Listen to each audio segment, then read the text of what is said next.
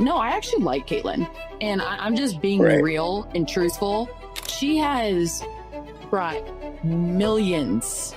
I wouldn't be surprised if it's billions of eyes onto the W and onto women's sports. Sophie Cunningham has never been the type to bite her tongue, but her latest revelation about Caitlin Clark is sending shockwaves through the WNBA. You also have to remember, like, she could be playing if it wasn't in the WNBA by now. Forget the rumors of quitting or running overseas. Sophie just gave an unfiltered explanation that cuts deeper than any injury report. What she exposed points to the relentless pressure, impossible expectations, and brutal reality facing the league's brightest star. This isn't about hype, it's about survival.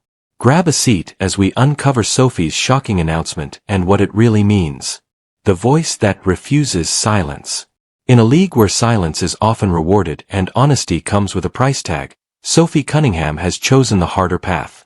While most players stick to scripted answers and careful public relations spin, Sophie has carved out a reputation as the WNBA's most unfiltered truth-teller. And she's paying for it, literally. In 2024 alone, the league has fined her thousands of dollars for saying out loud what many players only whisper behind closed doors. It started with a TikTok post calling out questionable officiating, a single comment that drained $500 from her paycheck. Or is it slow? Maybe it's useless. Then came a podcast segment exposing inconsistent calls, costing her another $1,500. Will the WNBA find me for no, you got fined for episode 1? They fined me $1,500. I'm like, what? I'm like, this is just the beginning. Like, you're kidding. And when she went a step further, daring to accuse the league of outright favoritism, the penalty amount wasn't even disclosed. They just slapped her with another fine and moved on, hoping the message was clear. Shut up and play. But Sophie refuses to play that game. She keeps talking, and that's what makes her so dangerous to the status quo. Think about it. WNBA salaries range from around $64,000 to $242,000 a year. For many players, a $1,500 fine is the equivalent of losing 2 weeks' rent or part of their off-season paycheck. That kind of financial punishment would silence almost anyone. Yet, Sophie keeps pushing forward, taking the hits, and telling fans what's really happening inside the league. This makes her more than just another athlete voicing frustration after a tough game. She's become the league's unofficial whistleblower, the player willing to absorb fines, criticism, and potential career risks just to bring the truth into the open. And it's that reputation that makes her voice so important. Because when Sophie talks, fans know it's not empty speculation or a desperate grab for attention. It's first-hand testimony from someone living inside the grind. Her decision to keep speaking out, even when it costs her, sets the stage for everything that follows. It's why her words about Caitlin Clark carry so much weight. Sophie isn't spinning a headline. She's exposing uncomfortable realities that the league would rather keep buried. And that's what makes her voice impossible to ignore. So, was Sophie hinting at hidden pressure or accusing the league of holding Clark back? Don't blink. The answer changes everything. The bombshell about Caitlin Clark. 4 weeks, the biggest question swirling around the WNBA has been the same. When is Caitlin Clark coming back? Reporters have asked coaches, teammates, and league officials, all hoping for a concrete timeline. Fans scroll through updates daily, desperate for clarity. But instead of clear answers, they've been fed vague statements. Day by day, we'll see next week. No update at this time. The silence has only fueled speculation. And then Sophie Cunningham shattered it on her podcast. Without drama or build-up, she dropped a single line that changed the conversation overnight. She could be playing if it wasn't in the WNBA. You also have to remember, like, she could be playing if it wasn't in the WNBA by now. Those words hit like a thunderclap. They weren't coming from a fan on social media or an outsider speculating from the sidelines. They came from someone inside the league, someone who knows firsthand the brutal reality of what it takes to compete at this level. For Caitlin Clark's millions of supporters, Sophie's statement was more than surprising. It was alarming. Think about what Sophie was saying. This isn't just about Caitlin needing more time to recover from an injury. It's about the environment she's trying to return to. Sophie made it clear. Caitlin's absence isn't about weakness or lack of toughness. It's about the unforgiving standards of the WNBA itself. At Iowa, Caitlin dominated. She was the face of college basketball, drawing record crowds, selling out arenas, and lifting TV ratings to historic heights. Her range, her vision, her ability to single-handedly change games made her a generational talent. But in the WNBA, Sophie revealed that those accomplishments don't automatically translate. Here, you can't just be good. You have to be flawless. And if you're not ready physically, mentally, competitively, the league will chew you up. That was the bombshell. Sophie wasn't insulting Caitlin's skill. She was exposing a truth most people didn't want to hear. The WNBA has reached a level of intensity where even a superstar like Caitlin Clark needs more time to adapt. It's not a question of heart, it's a question of survival. By saying Caitlin could already be playing anywhere else, Sophie highlighted just how punishing this league has become. Overseas or even back in college, Caitlin might already be on the court, dazzling fans. But here, the demands are so extreme that rushing back could jeopardize not just her season but her entire career. And that's why Sophie's words landed with such force. She wasn't just updating fans. She was sounding an alarm, pulling back the curtain on a league that might be too brutal even for its brightest star. But if the WNBA is this unforgiving for a generational star like Caitlin, what chance does anyone else have? Keep watching to find out. The brutal standard of the WNBA. When Sophie Cunningham said Caitlin Clark could be playing if it wasn't in the WNBA, she wasn't exaggerating. She was pointing to a reality that most fans only glimpse on the surface, but players feel in their bones every single night. The WNBA is not just another level up from college ball, it's an entirely different universe. And in this universe, good isn't good enough. At Iowa, Caitlin Clark was untouchable. Her skill, her range, her vision made her unstoppable against college defenses. But in the WNBA, the defenders are faster, stronger, and relentlessly physical. Every player on the court was once the best in her program. Every roster spot belongs to someone who clawed their way through years of elite competition just to survive. And Sophie laid it out bluntly. At this level, you can't just be talented. You have to be flawless. She described the league in terms that made fans pause. To Sophie, WNBA games often feel less like basketball and more like rugby. The contact is constant. The hits are harder. Players talk openly about needing armor just to get through a season. And referees, they let far more contact go than fans realize, creating an environment where toughness isn't optional. It's mandatory. Now imagine stepping back onto that kind of stage after an injury. In most leagues, stars are carefully eased back in with minutes restrictions and added protection from referees.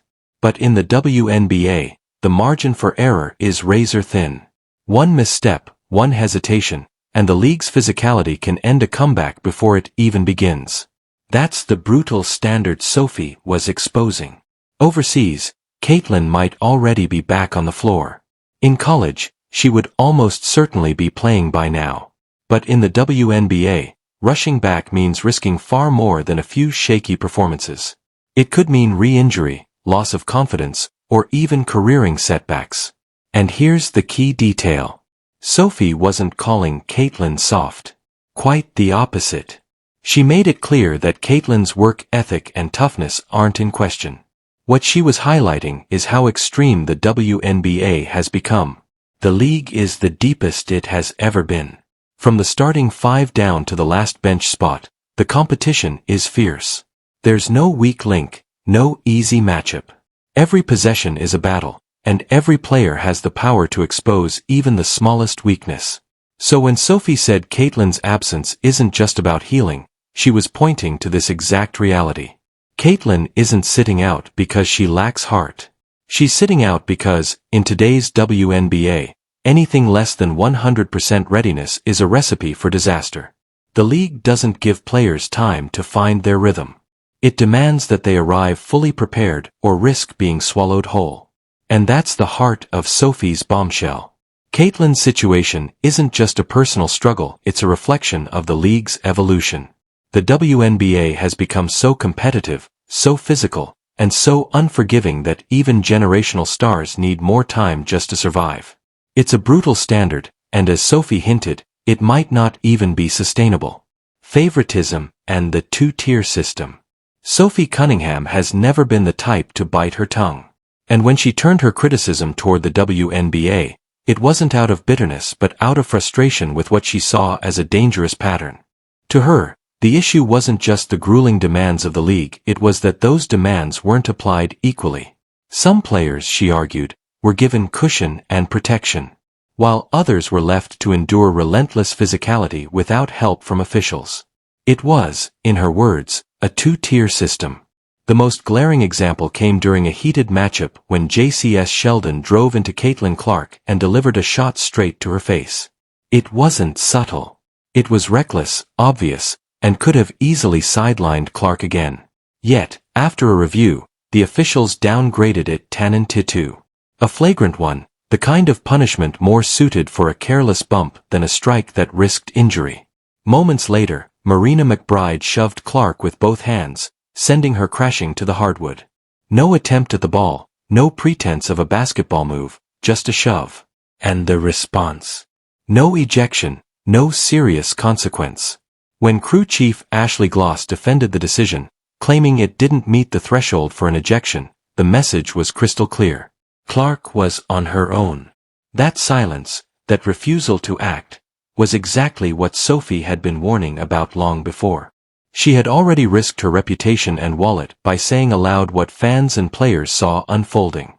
On her podcast, she described how officiating tilted games, recounting matchups where certain stars seemed wrapped in invisible protection, while others were battered with little reprieve. She mentioned Paige Buchers as an example, recalling a night where whistles seemed to follow her every move. "You literally couldn't touch her," Sophie vented. It wasn't anger at Paige's talent. Sophie respected that. It was about fairness, about the credibility of a league that claimed to uphold integrity but showed favoritism in plain sight. Caitlin Clark's case made the imbalance impossible to ignore. The rookie wasn't just any player, she was the one filling arenas, the one broadcasters couldn't stop talking about, the one the league itself was banking on to attract new fans. Yet, instead of receiving protection to ease her transition into the toughest stage of her career, she was thrown into the fire. Every collision, every shove, every no call became part of her initiation. And for Sophie, watching that unfold in real time was the breaking point. Late in that same game, after watching Clark endure blow after blow, Sophie made her stand. As Sheldon went up for a layup, Cunningham dragged her down. Deliberate, unapologetic. It wasn't a basketball play, it was a message. If the officials refused to protect their star, then she and her teammates would. After the final buzzer, she didn't soften her stance or pretend otherwise. She admitted what everyone already knew. This was payback. Years of silence from the league, years of officials ignoring dangerous hits had led to this moment. Sophie's act wasn't just retaliation against a single play. It was a warning shot at the system itself. But if retaliation was loud on the court, why did silence off it feel even louder? Keep watching. The silence around Caitlin's injury for all the noise surrounding Caitlin Clark's absence. Sophie Cunningham revealed something that stunned fans even more than her comments about physicality or favoritism. Nobody actually knows what's going on. Not the fans, not the reporters, and shockingly, not even her own teammates. On her podcast, Sophie admitted flat out, "I'm not holding out any information. I just literally don't know." Pause and think about that. In almost every other professional league, when a star player goes down, transparency is non-negotiable. The NBA releases detailed injury reports on LeBron James. The NFL issues daily updates on quarterbacks like Patrick Mahomes. Even in college sports, fans are given a timeline, no matter how vague. But in the WNBA, the silence around Caitlin Clark has been deafening. This isn't just about one player's recovery. Caitlin isn't an ordinary rookie. She's the reason television ratings spiked, arenas sold out, and mainstream media finally started covering women's basketball on a new level. Her presence isn't just valuable, it's foundational. Without her, half the league's momentum feels like it's evaporated overnight. And yet, the updates offered to the public remain maddeningly vague day by day. No update at this time. We'll see next week. That isn't clarity. It's deflection. And Sophie's confession confirmed what many already suspected. The league is controlling the narrative, keeping Caitlyn's condition deliberately vague. Why? That's the question burning through social media. Is the silence about protecting Caitlyn's privacy? Is it an attempt to avoid panic from sponsors and networks? Or is it part of a deeper pattern? The same one that fines players for speaking out, that hides officiating inconsistencies, and now perhaps conceals the truth about its biggest star. Whatever the reason, this blackout leaves Caitlyn in an impossible position. Without official updates, rumors rush to fill the gap. Fans speculate endlessly online. Is she struggling more than we've been told? Is she being rushed or held back? Is this about health or something bigger? And here's where Sophie's honesty cuts deepest. If even she, Caitlyn's peer, her competitor, her fellow WNBA insider, can't get answers, then what exactly is being hidden? For Sophie, admitting she's in the dark